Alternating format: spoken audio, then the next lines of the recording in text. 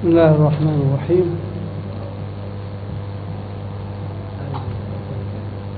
الحمد لله والصلاة والسلام على رسول الله وعلى آله وصحبه ومن والاه. برزان مامۆستایان خوشکان برایان السلام عليكم ورحمة الله.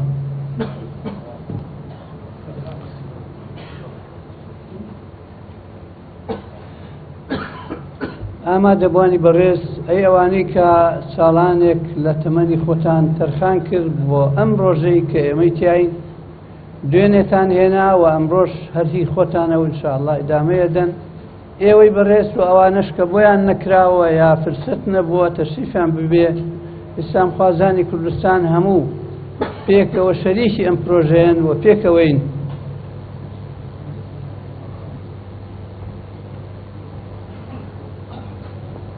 ئێمە لە هەلومەرجێکی ناسک و هەستیارە گوزەرەکەین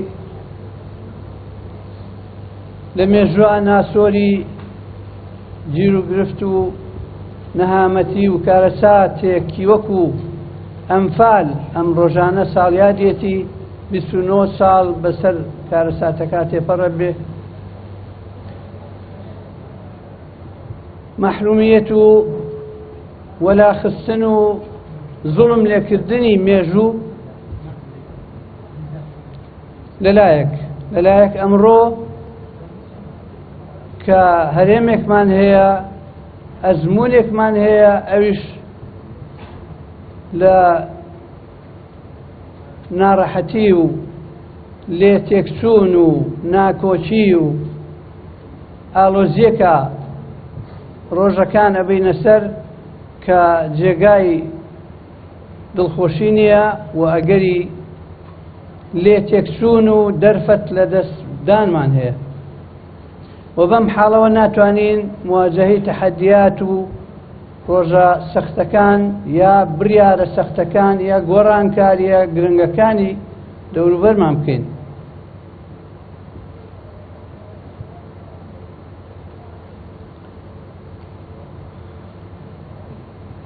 ئێمە ئەبێت دڵنیا بین کە پەیاممان ڕاستە پەیامی پێغەمبەرانە عەلەیهیمو سەڵاتو وەسەلام لای خواوە هاتووە بۆ هەموو مرۆڤەکان، پێغەمبەرانیش مرۆڤ بوون، شوێن کەوتووەکانیان مرۆڤانە پەیامەکە جێبەجێکەن. ئێمەش پرۆژەمان مرۆڤانەیە، ئینسانیە، هەموو ضعف و قووەتی بەشەری تایە، بۆیە پێویستی بە مراجعات هەیە، پێویستی بە هەڵوێستەکردن هەیە، پێویستی بە خواچوونەوە و هەموو ئەوەی کە پێویستە بەشەرێک بۆ سەرکەوتنی ئیشەکانی خۆی بیکە ئەبێ ئەنجامی بین.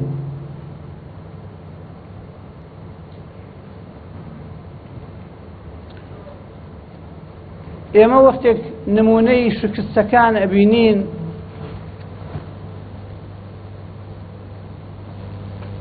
لە ئوحودەوە بیبینە کە خوای گەورە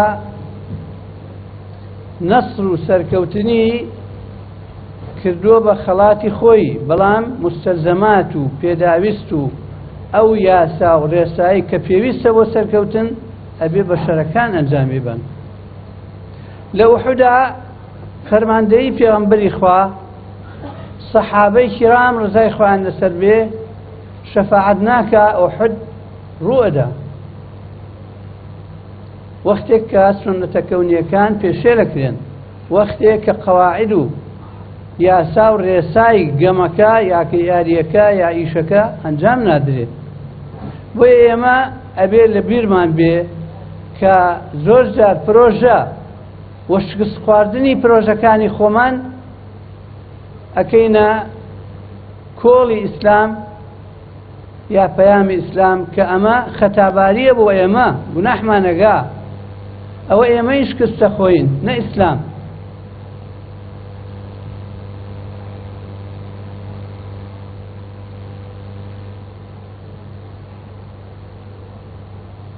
بۆیە پێویستە چەند خاڵێکی گرنگ هەیە بۆ ئەوەی سەرکەوتن بەدەستبێنین وەکو بەشەر و ئەو پەیامە جوانەی ئیسلام کە ئێمە شانازیەکەین بە ئینتیما و مەرجەعیەتی ئەو بۆ ئەوەی سەرکەوتوو بین پێویستمان بەوە هەیە کە لە بیرمان بێ یەک ڕیزی و وەحدەتی کەلیمە یەکێکە لە ئەساسیاتی سەرکەوتنی هەر گروپ و هەر دەستە و هەر پرۆژەیەک.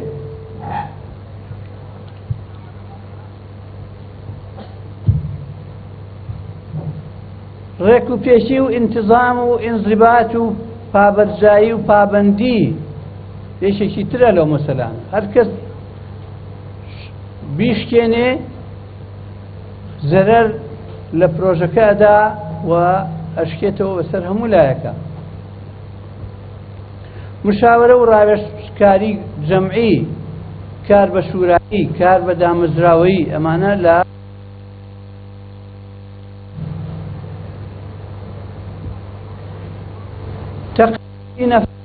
و تاکڕەوی خزمەت ناکە. تەقدیر لەگەڵ تەقدیر سیا بکەینەوە. ئێمە ڕێز لە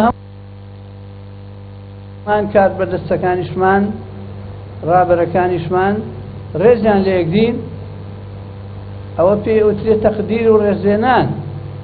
بەڵام تەقدیس و بە مقەدەس سیرکردنی هەر کەس هەڵەیەکی استراتیژیە دینە و لە کاریدا.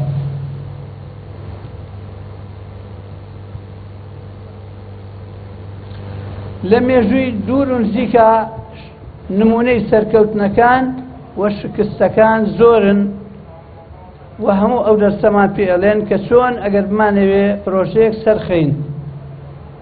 ئێمە ئەمڕۆ لە بەردەم یەخستنەوەی ناوماڵی ئیسلامیین بۆ ئەوەی سەرکەوتن بەدەستبێنین، سەرکەوتنی پرۆژەی ئیسلامی، بۆ ئەوەی بەرەو سەرکەوتن بچین، بەرەو پێشچوون بچین، وەکو وتراوە بەرەو ئایندەیەکی گەشتر بچین.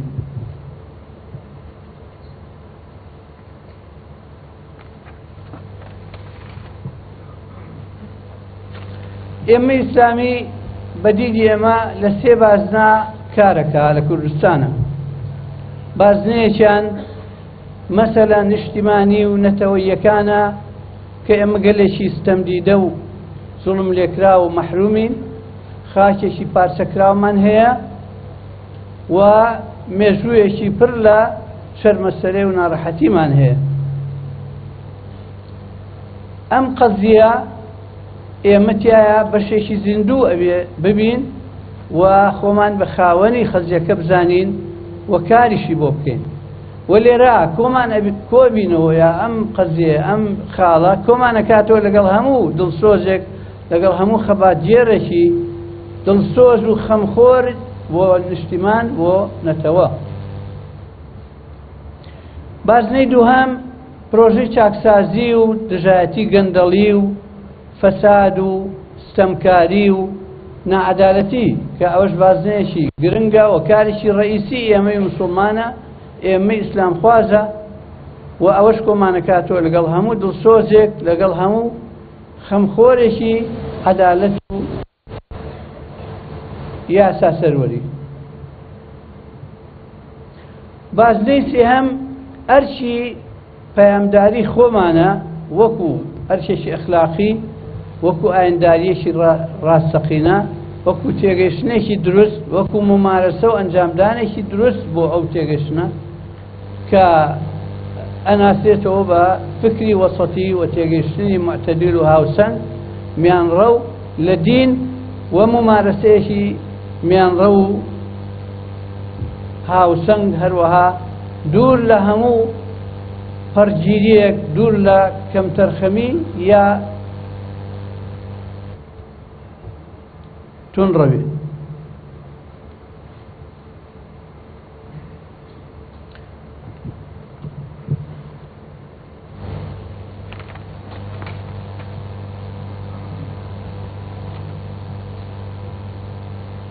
ئێمە وەکو یەکگرتووی ئیسلامی کوردستان کە حاڵەتی ئیسلامی ئێمە تایە بە شانازێ و بەشێکین لە کوردستانە لەو حاڵەتە و لە سەرەتاوە دەست بەکار بووین تا ئەمڕۆ بەردەوام بووین لە کاری هاوبەش و پێکەوە کارکردن، بەڵام ئاستەکانی جیاواز بووە. ئەمڕۆ هەنگاوێکی گەورەتر ئەنرێ پاش جوهدی ساڵێک زیاتر لە تێکۆشان و هەوڵ و کۆشی هەموو لایەک کە جێگای تەقدیرە ڕێکخراوەکان بەشێکی زۆریان لەو تێکۆشانە ئەنجامدا. ئێمەش بێبەش نەبووین، سوپاس بۆ خوا و شانازی بوو. بەڵام ئەبێ لێرە هەڵوێستە بکەین لەسەر بەعزێ مەسەلەی گرنگ بەڕای ئێمە. ساحەی کوردستان لە شەستەکانەوە تا ئەمڕۆ زانراوە چۆن دابەش بووە، استیقطابەکە چۆنە، لەتبوونەکان چۆنە، شەڕەکان چۆنە، لەژێر هەر فۆرم و ناوێکە بێ شەڕی ناوخۆیە. ئێمە لەگەڵ هیچ جۆرە ڕنگ و فۆرمێکی شەڕی ناوخوا نین و نابین. سواز بۆخوا لە گەندەڵیا نەتلاوین بە گەندەڵیەوە و بەشدار نین لە ڕۆژی ڕەشی ستەمکاری و ستەم لێکردنی کەس. بۆیە سواز بۆخوا شانازیەکەین بەوە و لەگەڵ هیچ ستەم و هیچ گەندەڵی و هیچ عەدالەتیەکە نابین. لەلایەکتر تێگەشتی ئەمە وایە کە ئەم ساحەیە لەگەڵ اختلاف و ناکۆچیەکە هەیە، بەڵام هێشتا یەک ساحەیە، یەک میلەتە، قەزەیەکی دیاریکراوی هەیە. پێکەوە ئەبێ ئاشتەوایی بکەین، ناکۆچیەکان تەجاوز بکەین بۆ گەیشتن بە ئەنجامە دروستە استراتیژیەکان.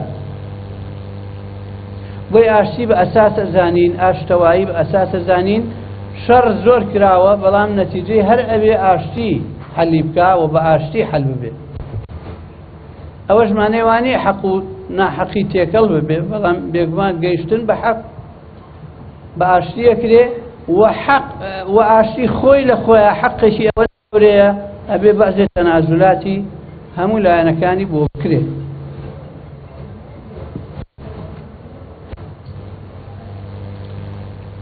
لەم وێستگەیە کە کۆتایی شەڕی بەرەو کۆتایی شەڕی داعش و ناکۆچیەکانی ساحەی عێراقی بە تایبەتی بینی بەغا و هەولێر ئەوێ بکەوێتە سەرسکەیەک و لە شوێنێکا بۆسێ و قاڵب ڕێژی بۆ بکرێ و دەستێوەردان یا مشارەکە یا پشتگیری هاوپەیمانیەکان دیارە. لەم کاتە حەساسە ئێمە وابینین کە خاڵێکی وەرسەرخانی گەورەی سیاسیە، کاتی دەورکردنەوە و وتنەوەی حکایەتە پێشوەکان نییە، کاتی ئەوەیە بە شێوەیەک لە شێوەکان وەقفەیە بکەین و ئیستئنافی حاڵەتی سیاسی خۆمان بکەین بە شێوەیەکی جددی هەمووی هێزە سیاسەکانی کوردستان.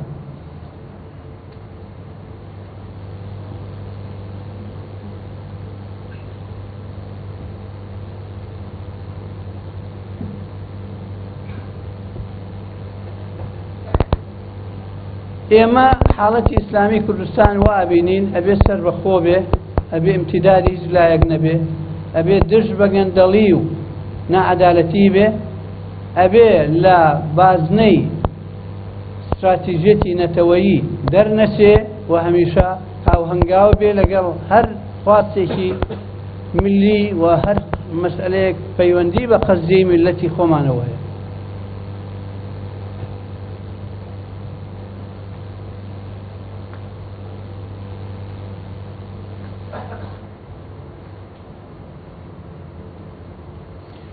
سەبارەت بەم پرۆژەیە قسە و چاوەڕوانی زۆر ئەکرێ، ئەبێ واقعی بین.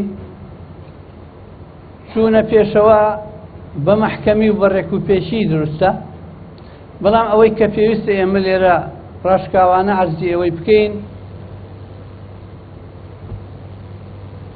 کە بەرنامە و ئەجندای ئێمە لە یەکگرتووی ئیسلامی کوردستانە بەردەوامی و پابەندیە بەم پرۆژێ لە نزیک بوونەوە تا یەکگرتن و هەنگاوەکانمان لەسەر بناغەیەکی تێگەشتنی استراتیژیە لە قۆناغەکە و لە ضمنی ئەو مراجعاتەیە کە ئەبێ هەر هێزێکی سیاسی بیکە لە ئیشە.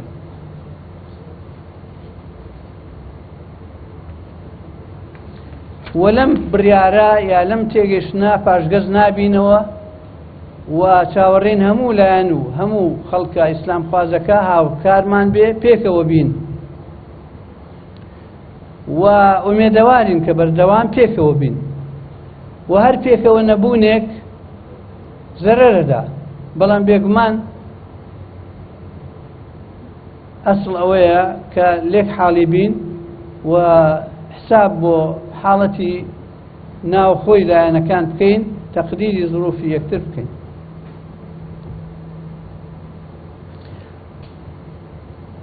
لە هەر قۆناغێکە چی پێویست بێ پێداویست و مستەلزەماتی ئەو قۆناغە ئێمە تایە دەست پێشخەرێ ئەبین و پاشەکشەی تیا ناکەین. لە هاو هەڵوێستی سیاسیەوە، لە هاولیستی هەڵبژاردنەوە، لە پێکەوە هاوپەیمانی و ڕێکەوتنی استراتیژیەوە یا هەر هەنگاوێکی تر و هەرچی تر تا بگاتە یەکگرتن.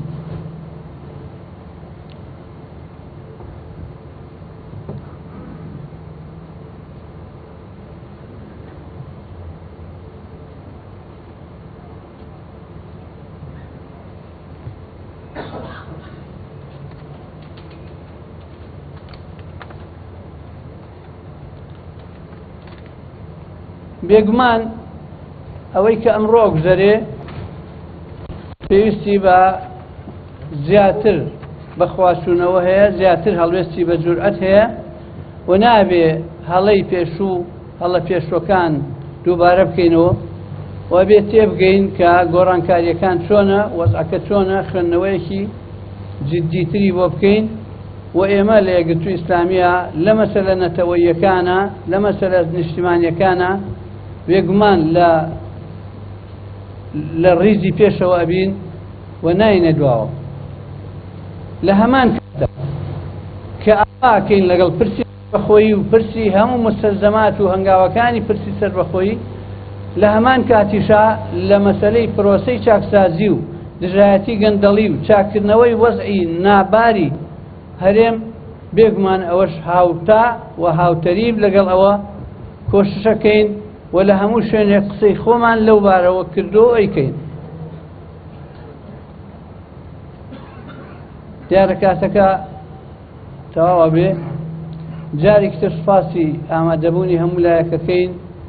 پیرۆزبایی ئەم ڕۆژە مێژوویە ئەکەم لە هەموو ئیسلام خوازان، لە هەموو ئەوانەی ماندوو بوون لەگەڵ بەرپابوونی ئەم ڕۆژە و ئەم ساحە ئیسلامیە کە ئەمڕۆ سپاس بۆخوا حزورێک هەیە و ئینشاءالله ئایندەیەکی باشتر و تەبایی و براییەکی باشتر و ئایندەیەکی گەشتر بە خۆمانەوە ئەبینین و ئەم ڕۆژە ئەبێتە ڕۆژێکی بەرهەمدار و پڕبەرەکەت. وەسەلامو عەلەیکوم وەڕەحمەتوڵڵاه.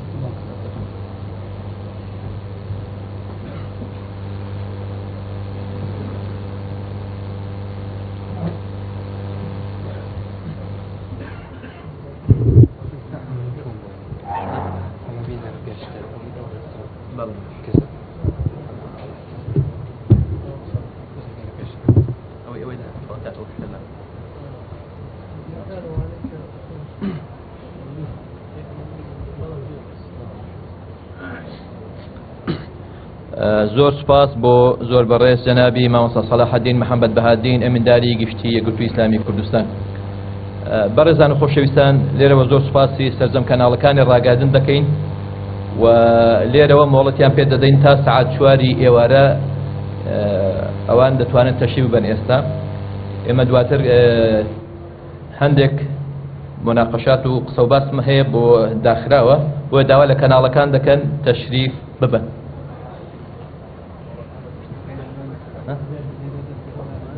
دوبرانی تکنیکا گەڕی خۆمان کاتی هاوکارمان بن دوبرانی دەستگای ڕاگەیان بن وهو لا يمكن وان من